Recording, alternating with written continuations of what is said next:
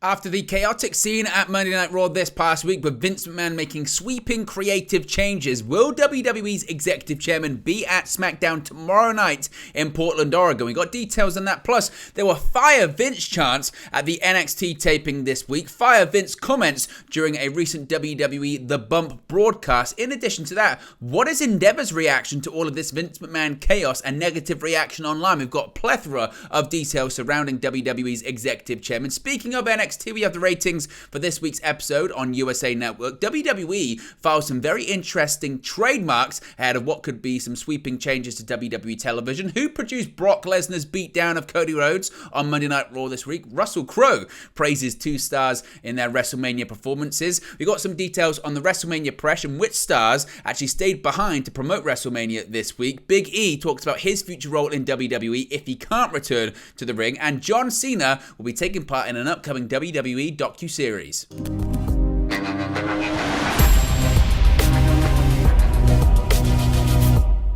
Hey guys, welcome back to Wrestling News 365. Hope everyone is doing very well. As always, there are plenty of news stories to get into in the world of World Wrestling Entertainment. Let's start off talking about Vince McMahon, of course, the biggest story in WWE, the creative chaos behind the scenes this past Monday night on Raw for the Raw after WrestleMania. And all the eyes are turning to tomorrow night, Portland, Oregon, SmackDown. Now, there had been a report saying the morale had been really seriously negatively affected by the chaos backstage when it came to Vince McMahon tearing up the script, having multiple rewrites, but there was a feeling that SmackDown on Friday really would be the true test to see, is Vince McMahon fully back in charge of WWE Creative? Of course, he was in LA all weekend for WrestleMania, so it would make sense that he was at Raw. Maybe it was just a case of, if Vince is there, this is going to happen. But Portland, Oregon, he'd have to travel out from where he's from to attend that taping. So, is he going to be there? And what is the future for WWE when it comes to creative, especially for the blue brand? Now, the latest update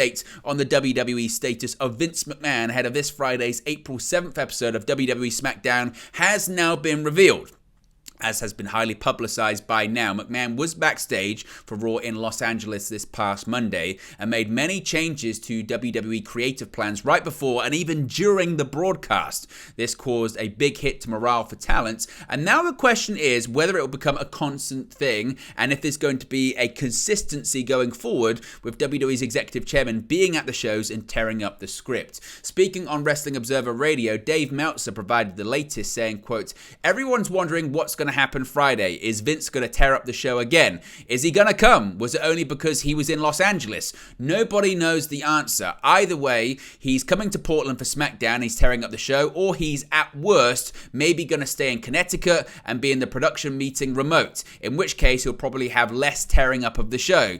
But he's there, he's the decision maker, he's number one. He's number one, that's it." Triple H has gone from being the guy to basically being what Paul Heyman was and what Bruce Pritchard was before, where they're in charge but everything gets overruled. Some WWE talents have reportedly threatened to request their releases from the company if McMahon is really back in charge of the creative process on a consistent basis. McMahon said in the interview with CNBC Monday announcing the sale to Endeavor and merger with the UFC that he would be involved in the high end of creative but not in the weeds. That in the weeds quote becoming already infamous just days after it already happened. However, Ari Emanuel, the CEO of Endeavor and the one person who will be above McMahon in the hierarchy of the new WWE/UFC merged company, said McMahon will have all the say when it comes to WWE creative, and he basically won't stop McMahon from doing whatever he wants. Late changes that were made to Monday's Raw, according to Sean Ross Sapp of Fightful Select, included Bayley not accompanying the rest of Damage Control to the ring for their tag team match against Liv Morgan and Raquel Rodriguez, and 2 women's 3-way matches being pulled from the show. The Omos vs. Elias match was also a late addition, and there was said to be a scramble backstage to get Omos some ring gear because he wasn't expected to be wrestling.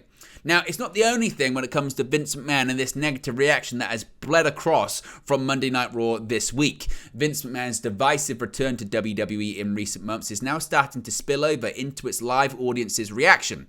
Now, this is quite interesting because it had kind of been rumored on social media that this had happened, but according to Wrestling Inc., they've been able to independently confirm reports that the WWE NXT crowd began chanting "Fire Vince" during commercial breaks of Tuesday night's episode. Fire Vince chants on NXT programming If that isn't a wake-up call to Ari Emanuel and Endeavor, I don't know what is, one fan tweeted, referencing the company WWE was sold to this week. At least 2 other users who appeared to be in attendance at the show also shared posts that said, "Fire Vince, chants broke out." Of course, McMahon returned to WWE as its chairman in January, according to a recent SEC filing resulting in this week's sale of the company. His return has sparked concern among a fan base that had overwhelmingly been in favor of the iconic 77-year-old pro wrestling promoter stepping back from leading the company's creative direction last year.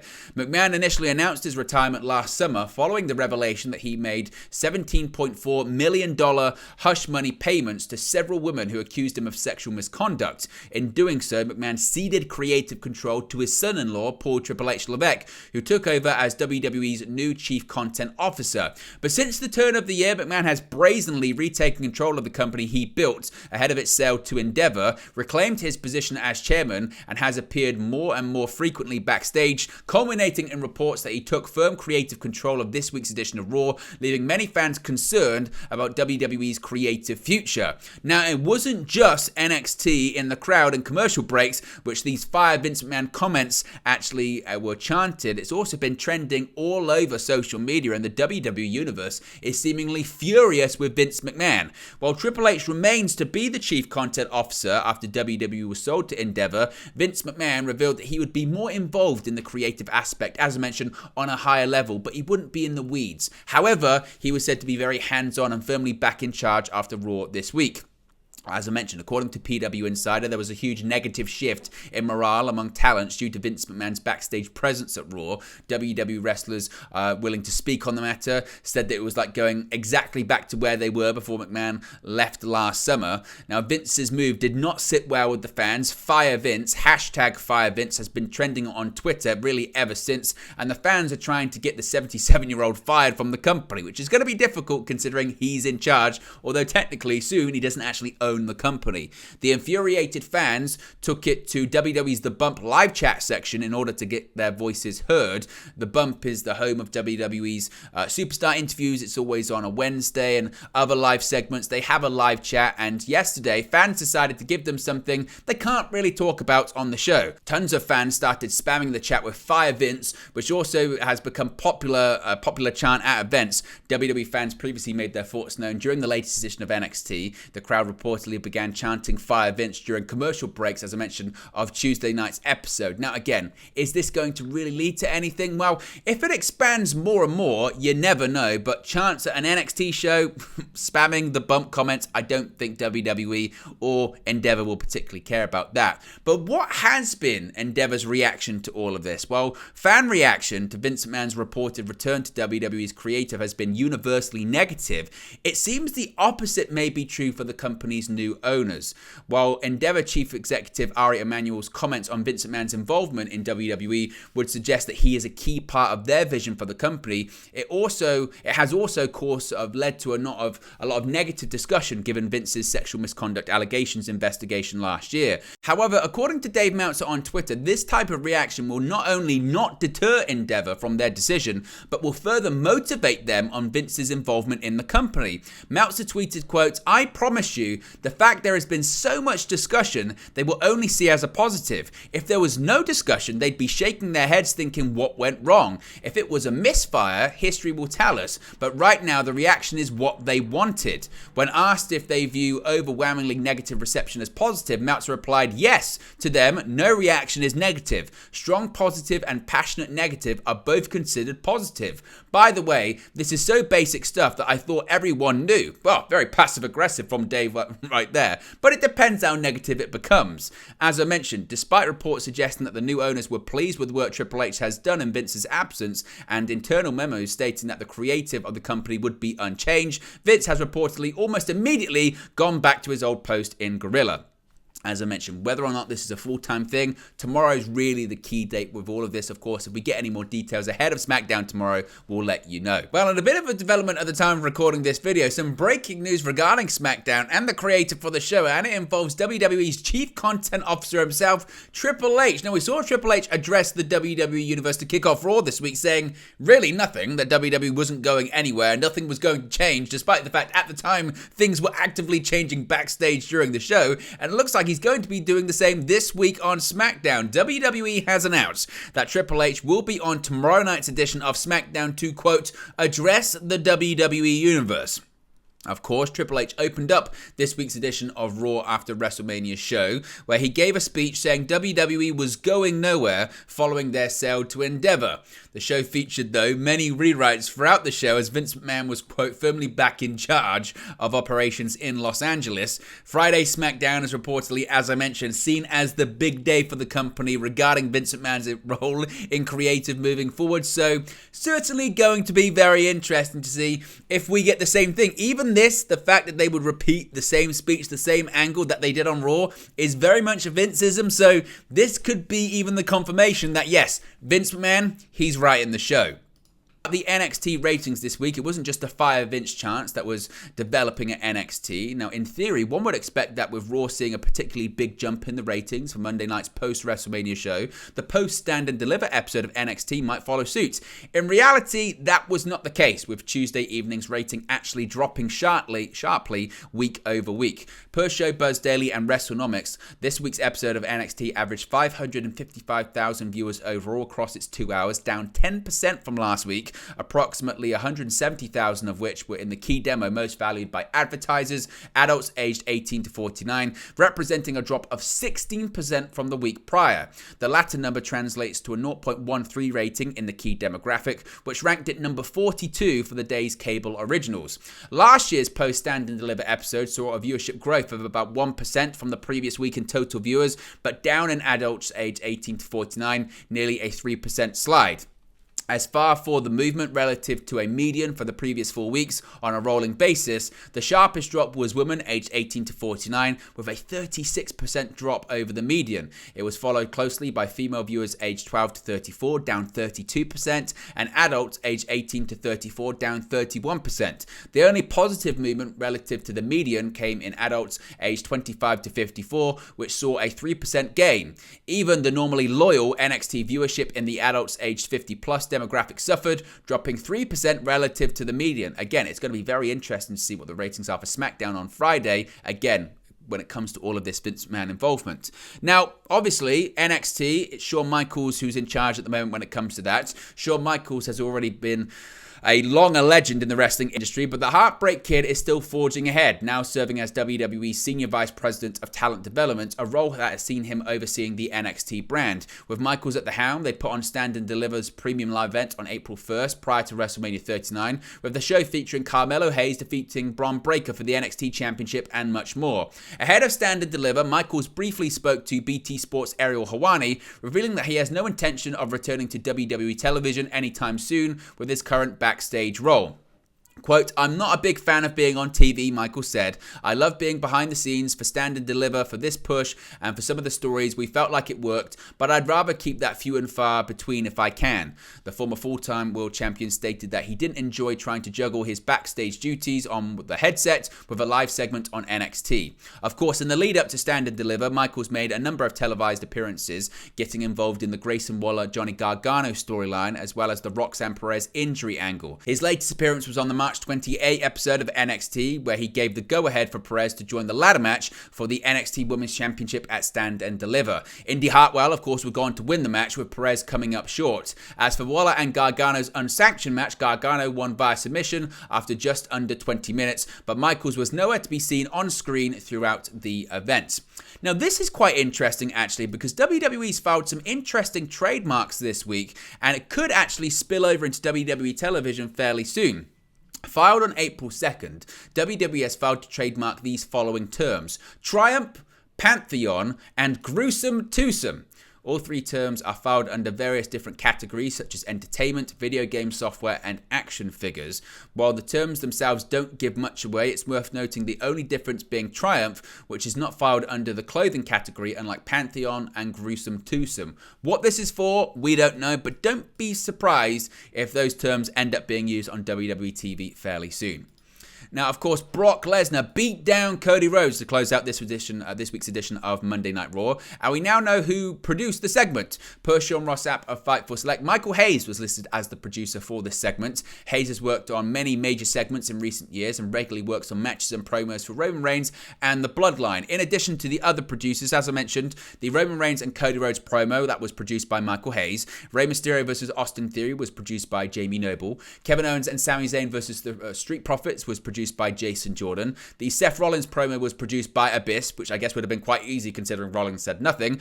Bobby Lashley vs. Mustafa Ali was produced by, once again, Abyss. Bianca Belair and the Rhea Ripley promo was produced by TJ Wilson. The Miz and Matt Riddle promo was produced by Shane Helms. And the Brock Lesnar Cody Rhodes segment to close out the show, once again, was produced by Michael Hayes, which would make sense considering, again, it involved Roman Reigns. Now, this past weekend at WrestleMania saw a lot of celebrity involvement, and one was Russell Crowe. Hollywood movie star Russell Crowe has shared praise for Edge and Finn Balor following their Hell in a Cell match at WrestleMania 39. The Rated R superstar finally went one-on-one with a Judgment Day member on WrestleMania 39 Sunday, with Edge scoring the victory after 18 minutes of action. The bout was sponsored by Russell Crowe's upcoming movie The Pope's Exorcist, with Crowe introducing the match in a video package. Crowe has now taken to Twitter to praise the two WWE stars for their match, mentioning their heart and drama. The actor tweeted, quote, "Shout out for the efforts of Edge and Finn Balor inside the Hell in a Cell at WrestleMania. All the heart and drama of great pro wrestling, well done to both and to WWE." And also tagged The Pope's Exorcist. Edge has now replied to Russell Crowe, tweeting, quote, "Your narration set the tone of the story, then we had to try and live up to it. So thank you for the incentive to Russell Crowe," and also tagged The Pope's Exorcist. Jamie Noble was actually listed as the producer for that one as well. Now, speaking of WrestleMania as well, there was lots of press going on this past weekend. Many WWE stars were tasked with taking part in media appearances for WrestleMania, but two reportedly went above and beyond in doing so. According to Sean Ross Sapp of Fightful Select, MVP, who does not typically take part in a lot of media for the company, stayed at press junkets well over the allotted time in order to promote the event during media days. The other WWE star who stayed overtime was Dakota Kai, taking part in her first WrestleMania media tour since joining the main roster last summer. Of course, they were both part of WrestleMania. MVP managed Omos during his match against Brock Lesnar, while Dakota Kai teamed up with Bayley and Io Sky in a losing effort to Becky Lynch, Trish Stratus, and Lita. Now, we still don't really know what the future has in store for Big E. Nearly a year ago, shortly after his monumental WWE Championship reign came to an end, Big E suffered a brutal neck injury during a match on SmackDown that has since left him on the sidelines. Though his one-year evaluations are just round the corner and they could bring some good news for the New Day member, there's still a chance his days in the ring have come to an end. However, if that is the case, Big E has found a number of ways to stay involved in WWE that doesn't require taking any bumps. In a recent interview with Pop Culture, the Triple Crown champion revealed that in addition to making appearances and doing media on behalf of WWE, he has been heavily involved with the Next in Line program as he recovers from his injury. Remembering his own experiences as a collegiate athlete, Big E is happy to be there for the next generation of young people that are currently in that position. Quote, "Being able to go to these college campuses and talk to athletes and let them know about WWE and the opportunities here really resonates," he said, "because I remember being 23 years old and a failed football player at Iowa dealing with a bunch of injuries, then trying to figure out my entire life. I really love being involved in that way, and I'm sure there will be other ways I can be involved while I'm not in the ring. Obviously, though, we hope that Big E can return to the ring very soon." Finally, John Cena, of course, he was involved at WrestleMania, his match against Austin Theory, but he is going to be involved in other WWE projects going forward. WWE's latest docuseries is slated to air on the Roku channel after the two sides agreed to air 8 episodes. It was announced today that WWE Recruits will be filmed by American Ninja Warrior producer A. Smith & Co. Productions and WWE. Here is the synopsis. Quote, "The 8-part docuseries follows the grueling training, personal triumphs, and life-changing moments of talented young men and women making their professional wrestling dreams a reality. Thousands of pro wrestling hopefuls will be narrowed down to an elite group of candidates going for the opportunity of a lifetime."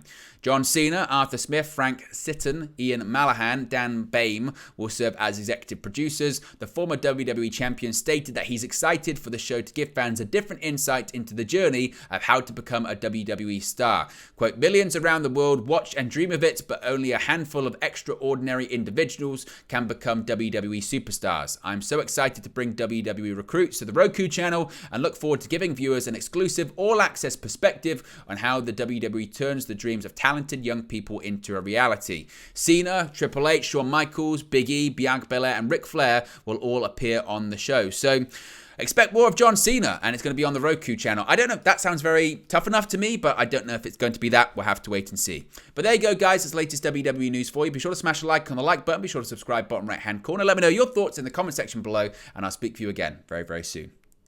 Hey guys, thank you for watching, listening, streaming, or however you come across this video today. Be sure to click on the video on the right there to watch our next video, or click the bottom there to subscribe, or the bottom right hand corner. Thank you very much, and I'll speak to you again very soon.